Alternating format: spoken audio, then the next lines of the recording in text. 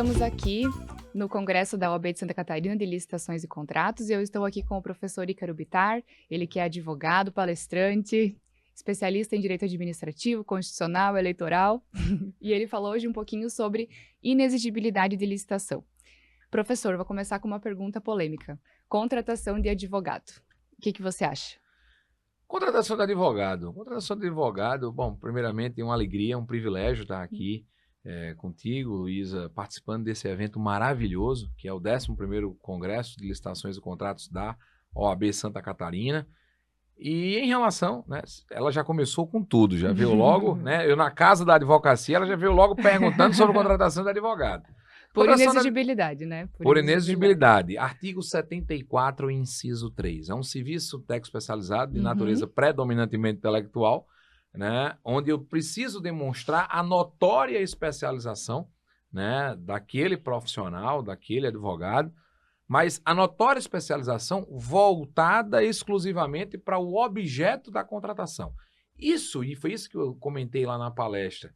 Gente, precisamos ter sintonia, precisamos ter afinidade entre o objeto a ser contratado, né?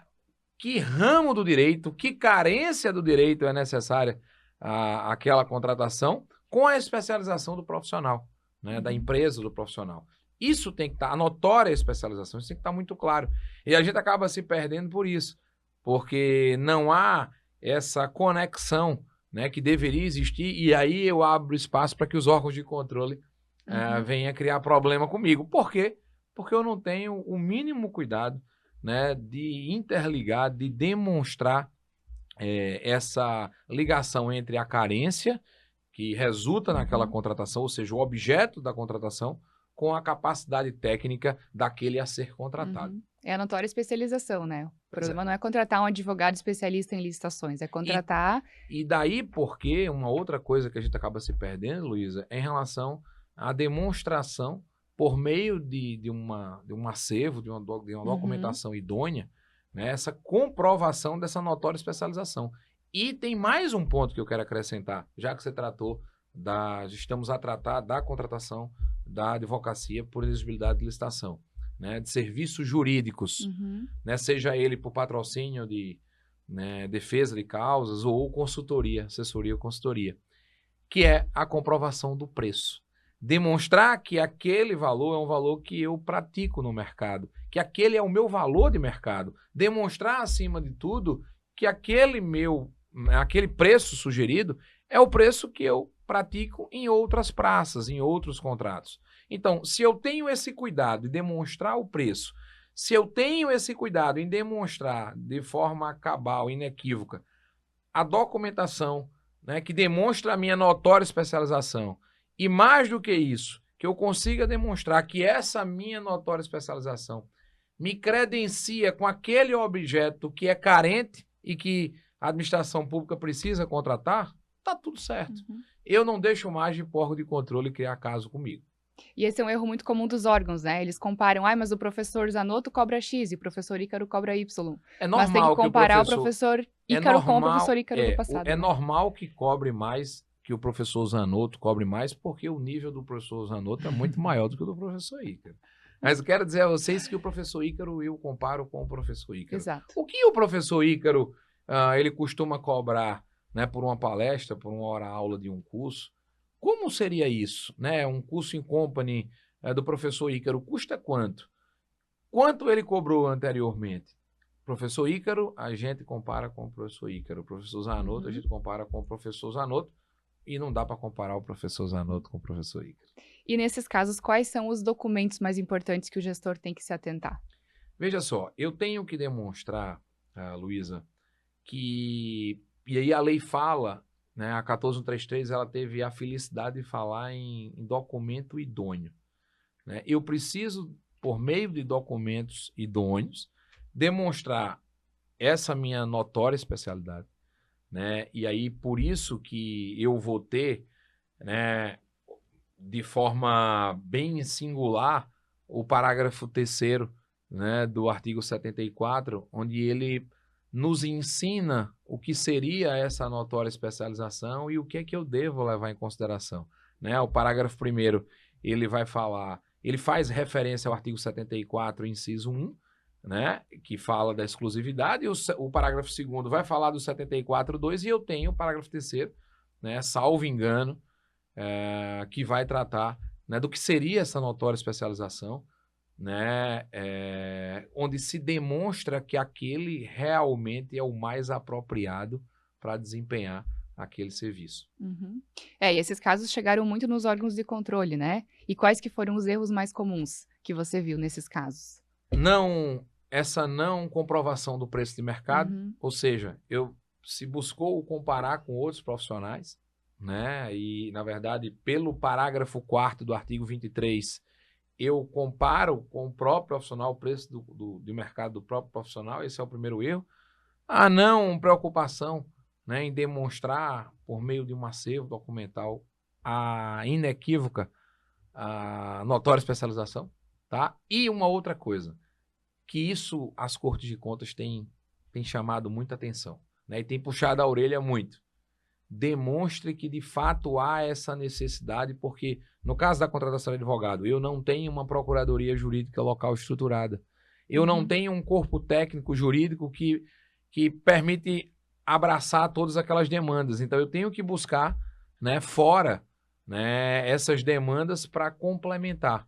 Então, se eu demonstro que há, de forma inequívoca, essa carência, né, razão pela qual eu tenho a necessidade daquele objeto contratual, se eu não demonstro a intimidade por meio dos documentos que demonstram a notória especialização com aquele objeto, e se eu não demonstro o preço, tenha dúvida, eu vou abrir um flanco para que os órgãos de controle venham não só a me fiscalizar, mas, sobretudo, a puxar a minha orelha e me punir.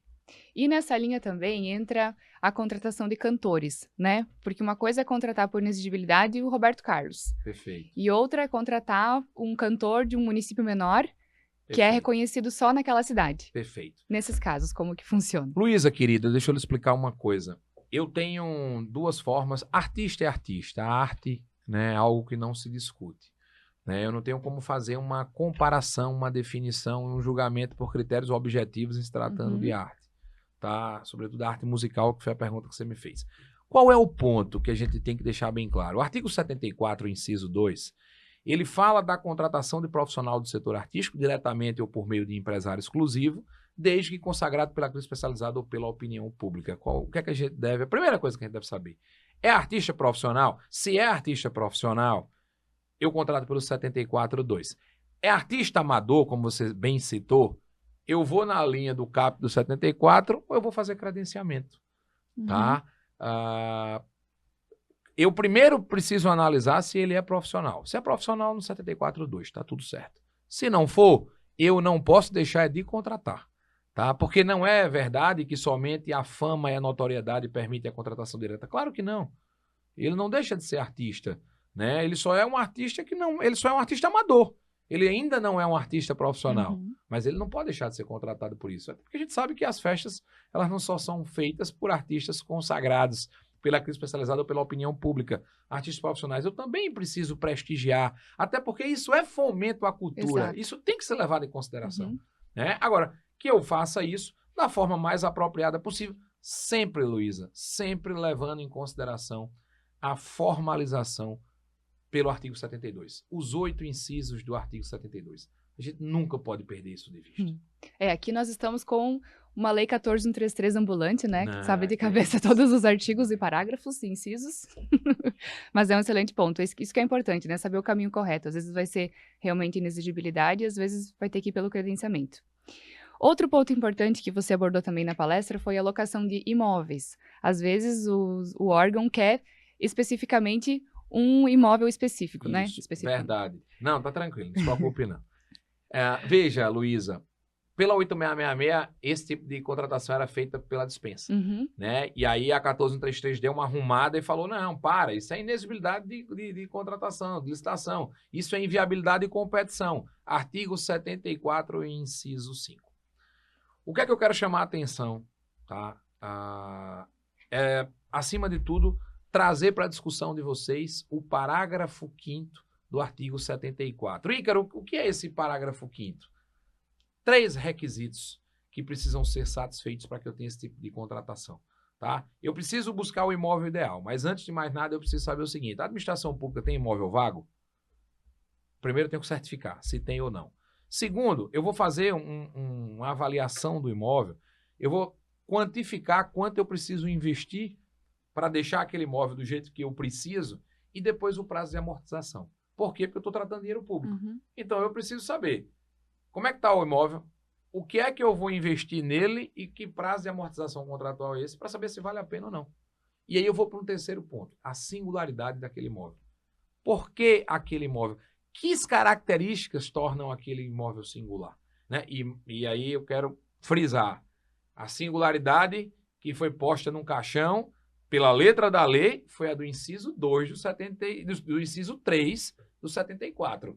O inciso 5, que trata da locação, né, aquisição ou locação de imóvel, eu tenho sim que buscar comprovar a singularidade daquele imóvel. Por que aquele imóvel é o imóvel ideal? Né? E a gente acaba se perdendo por isso, porque a gente não observa esses 3 pontos, né? E daí a gente acaba padecendo, né, dos órgãos de controle olhar e dizer assim, não, pera, isso aqui não é acaso. Por quê, Luísa? Que eu queria chamar a atenção de você para a sua atenção para um outro ponto. O artigo 51 da lei 14.133, ele fala que a regra desse tipo de contratação é a licitação. Mas ele diz, é a licitação quando você consegue fazer essa definição objetiva. Né? E aí, sem contar com o artigo 44, que também vai trazer, né, um ponto bem interessante em relação a esse tipo de contratação, da locação de imóvel. Razão pela qual, para ser inexigível, é justamente aqueles imóveis em que eu não tenho como fazer essa definição objetiva. E aí, se eu não posso fazer essa definição objetiva, eu tenho que buscar lá os 3 requisitos, né, devem estar satisfeitos os 3 requisitos do parágrafo 5º do artigo 74.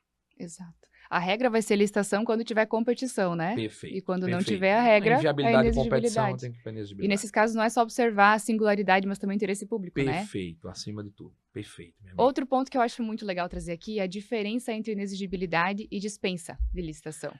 Veja, eu até brinquei na palestra, né, que querem tratar a inexigibilidade e a dispensa como se fosse a Ruth e a Raquel, né? E não é nada disso, tá?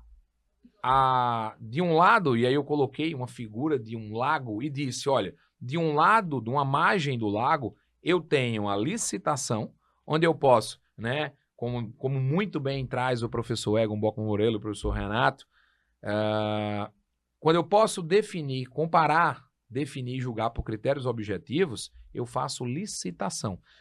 E eu tenho, pelo rol do artigo 75, várias hipóteses em que eu poderia licitar, mas o legislador falou. Nesses casos de 75, não precisa licitar. Eu estou te falando, eu sei que dava para licitar, mas eu estou lhe dizendo, contrato direto. E essa contratação direta é por dispensa de licitação. Na outra margem do lago, eu tenho lá, sozinha, a inexigibilidade de licitação. Lá eu tenho inviabilidade de competição. Eu não tenho como comparar, definir, julgar por critério objetivo. Razão pela qual ela está sozinha numa outra margem. E, quero qual é a diferença? E aí, a turma faz uma confusão. Por quê? Porque o artigo 37 da Constituição diz assim, olha, ressalvados os casos especificados em lei, a regra é licitar. E que casos são? Em dispensa e inexigibilidade. Ah, então elas são irmãs. Não. Claro que não. A irmã da dispensa não é a inexigibilidade. A irmã da dispensa é a licitação. Porque ambas têm os mesmos pressupostos jurídicos. De um outro lado, com outro pressuposto, eu tenho a inexigibilidade. Diferença, ambas são contratações diretas, dispensa e inex, mas são pressupostos completamente diferentes.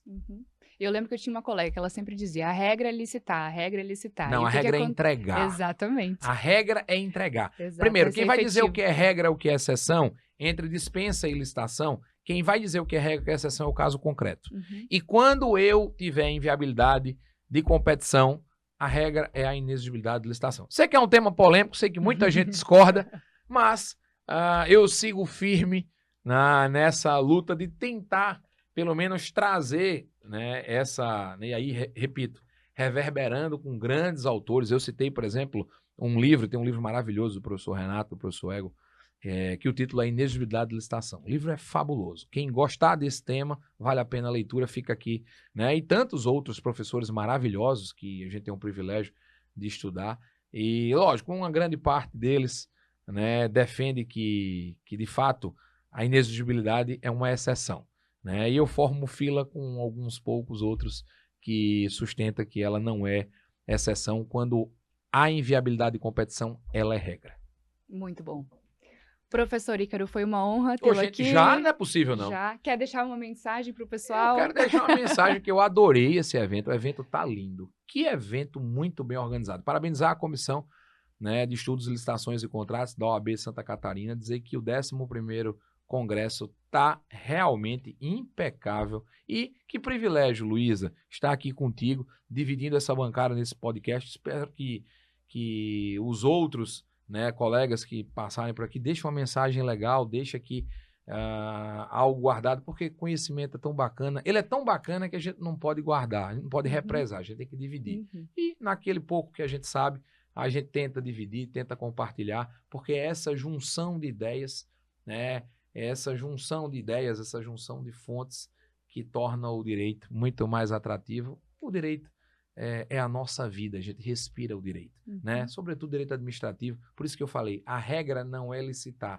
a regra é entregar. Entregar a política pública ao destinatário final, ao povo, que é a verdadeira razão dos contratos administrativos. Muito obrigado, muito querida. Muito obrigada. Nós que agradecemos. Com certeza engrandeceu muito o evento.